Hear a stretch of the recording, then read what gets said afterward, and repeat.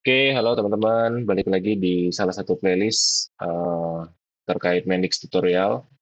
Lebih tepatnya playlist ini menjelaskan terkait cara kegunaan sebuah widget atau fitur-fitur yang tersedia dan umumnya dipakai untuk di use case seperti apa. Nah, di video-video sebelumnya saya sudah sempat jelaskan terkait widget seperti data grid, galeri, list view, tree node. Nah, sekarang kita akan coba masuk ke widget text.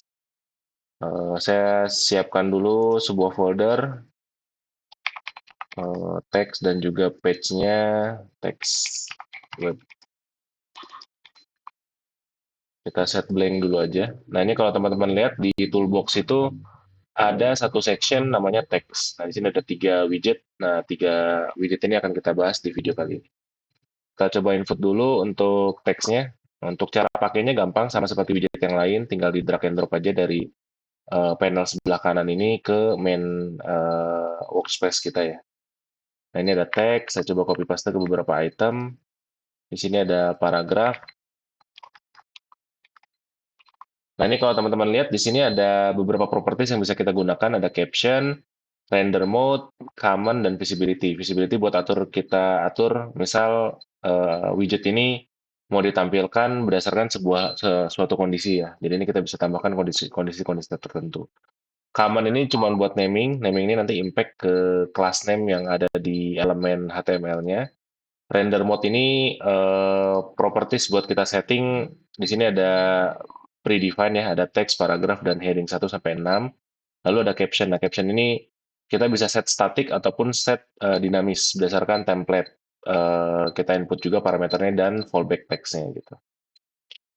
Oke, saya coba tambahkan dulu. Ini ada paragraf, lalu ada heading 1, heading 2, 3, 4, 5, 6, 2, 3, 4, 5, 6,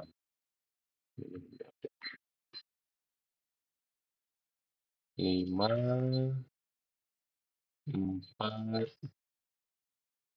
3,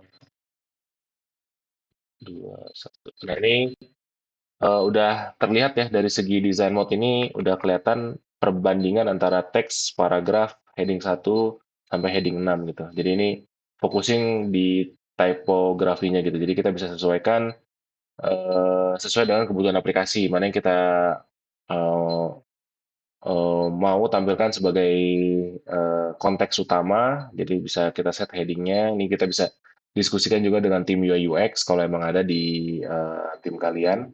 Nah, itu biasanya dia akan define, oh ini kita setting dia sebagai heading gitu, heading 1. Jadi kita bisa manfaatkan styling bawaan dari Simendix gitu. Lalu di sini ada label, kita bisa taruh label dan ada page title. Nah, kita lihat yang label di sini ada properties apa, ada caption sama, tapi dia nggak bisa kita taruh page template ya. Jadi dia cuman static aja gitu. Jadi kita nggak bisa set dinamis. Untuk page title, dia cuma ada common dan visibility.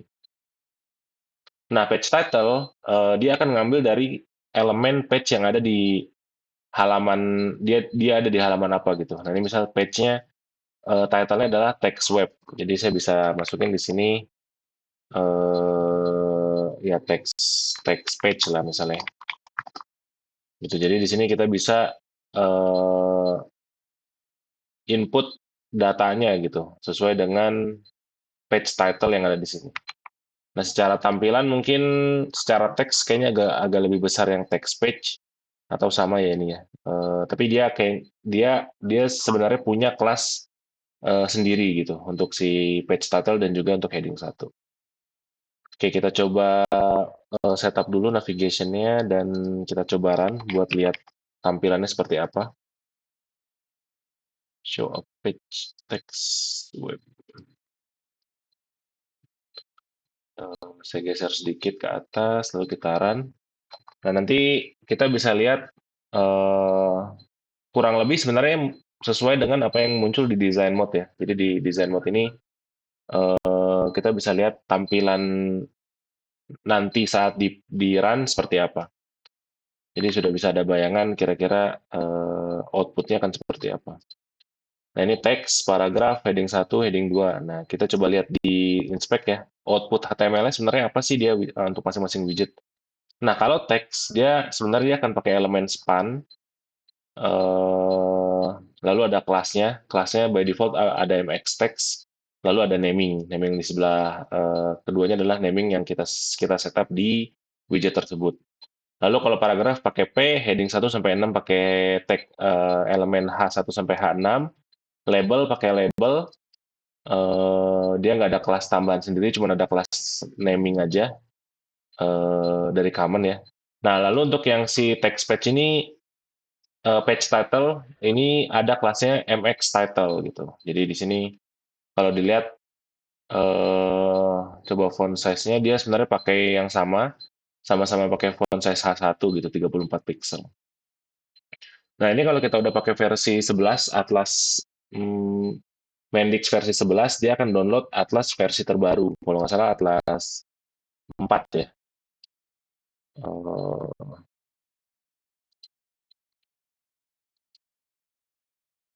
Iya, kalau nggak salah versi 4. Nah, dia versi 4 ini dia sudah menggunakan variabel CSS ya. Jadi kita kalau mau nge-override lebih enak daripada sebelumnya dia pakai variabel SCSS gitu. Nah, ini kita coba cek styling ini sebenarnya udah di-define di mana gitu. Ini kalau dilihat kita inspect, sebenarnya dia ada di typography CSS, web for widget. Jadi ada, kalau kita lihat di marketplace modul, di template starter yang kita download, kita pakai ada beberapa UI modul. Nah, UI modul ini yang tandanya warna hijau. Nah, di setiap UI modul dia akan ada stylingnya gitu. Jadi kita bisa lihat di sini Atlas Core ini dia nyediain beberapa kelas. Nah, ini kita bisa lihat di web, core, widget, lalu typography tadi ya. Nah, ini typography. Nah, ini kita bisa lihat kelas-kelas yang tersedia gitu. Jadi kalau kita mau nambahin, tadi kan sebenarnya heading itu dia otomatis langsung pakai H1 ya, tag elemen. Tapi misal kalau kita nanti mau masukin kelas H1 sendiri, ini juga bisa kita implementasi gitu. Nah, ini nanti bisa langsung menyesuaikan di sini ada, dan untuk sizing, misal kita mau ubah, ini juga bisa kita mainin variabelnya. Font size H1 gitu. Misalnya, wah, H1-nya kita mau agak gedein. Berarti tadi heading 1 font size H1 ini dari variabel. Nah, ini misalnya kita mau agak gedein gitu ya. Jadi 564. Nah, dia otomatis impact ke semua kelas yang menggunakan variabel font size H1 gitu. Jadi lebih enak buat kita nanti nge-override atau buat nge-custom tampilan dari bawaannya dari si Mendix. Gitu. Lalu untuk teks seperti itu ada H1 sampai H6. Untuk page title dia akan mengambil dari data dari eh, title untuk si page-nya. Lalu kita coba input untuk eh, teks yang dinamis ya. Coba kita cek di sini apakah sudah ada sebuah logic. Belum ya. Coba kita taruh di command, tambahin microflow. Kita bikin add microflow ds employee get one. Kita retrieve aja from database, ambil si employee, ambil first aja, lalu kita return. Nah, nanti di sini kita bisa tempel sebuah data view. Misalnya kita tempel data view di sini, lalu kita drop ke main, si data view-nya ambil dari microflow. Microflow-nya ambil dari command, microflow, ds employee get one. No. Nah, di sini kita bisa input nanti si heading 1 misalnya. Kita bisa tambahkan heading 1. Di sini ada, kita bisa taruh kurung kurawal 1. Nah, ini nanti kurung kurawal 1 ini akan ngambil dari parameter yang ada di bawahnya. Jadi kita bisa sediakan kurung satu ini akan digantikan dengan value apa. Nah, di sini kita bisa value-nya full name misal. Lalu kita oke, kita run.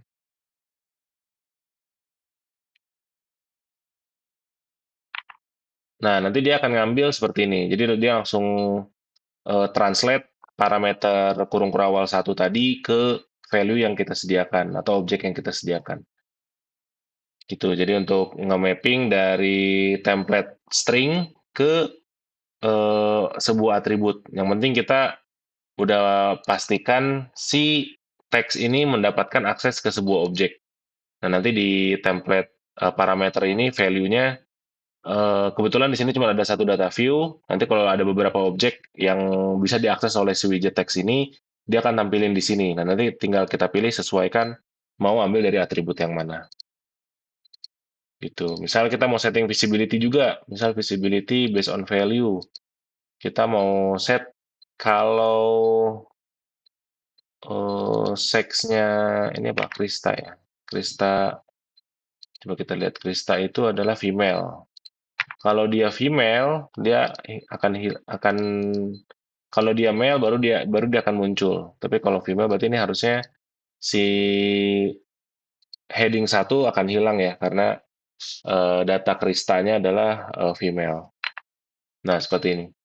Jadi, nah kalau hilang, kalau main visibility, dia benar-benar nggak ada sama sekali output HTML-nya, elemennya, DOM-nya eh, di source code-nya atau di output HTML-nya gitu.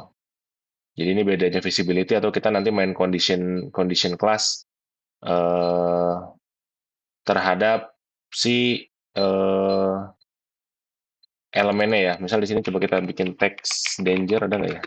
Oh ada nih text danger.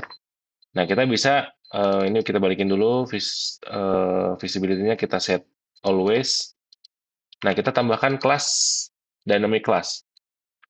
Misal di sini current object slash text sama dengan enum sex dot female, kita bisa tambahkan if, dan kita tambahkan text danger, else biasa nggak ada gitu. Nah kita run lagi, jadi harusnya nanti si heading satu, nah dia akan mendapatkan kelas tambahan baru. Nah kalau ini kita set di sini, kayaknya ada hidden, ada nggak ya? Nah ada hidden, jadi sebenarnya ada kelas hidden, dia itu ngeset visibility-nya jadi hidden, tapi secara elemen atau DOM itu dia masih ada. Jadi beda dengan visibility yang kita set di Mendix.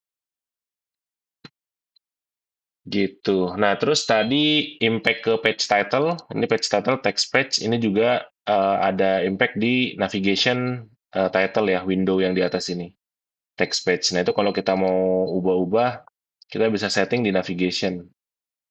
Ini application title. Dia akan selalu masukin eh, page title, tapi untuk di depannya misal kita di sini mau tambahkan aplikasi kita gitu ya. Nah, ini kita run lagi. Nanti dia akan append atau dia akan tambahkan page title tadi ke application title yang kita udah set di navigation. Jadi bentuknya dia akan nah kayak gini. Dia ada dash page application title dash terus nama page title-nya. Nah, ini kalau kita lihat ke teks ini masih text page ya tadi. Jadi dia akan ngambil dengan data yang sama. Oke, kayaknya untuk teks kurang lebih itu ya sisanya kalau lihat di property styling ini masih sama sih dengan komponen-komponen yang lain ya. Ada kita bisa atur spacing, bisa atur alignment, bisa atur font size, font weight, color, alignment text, class, custom class gitu kalau kita mau tambahin. Jadi beberapa widget biasanya umumnya akan mendapatkan styling bawaan di sini. Oke, saya rasa cukup untuk video tentang widget text. Kalau ada yang ingin tanyakan, silakan drop di kolom komentar. Ya, kita ketemu di video berikutnya. Thank you semua.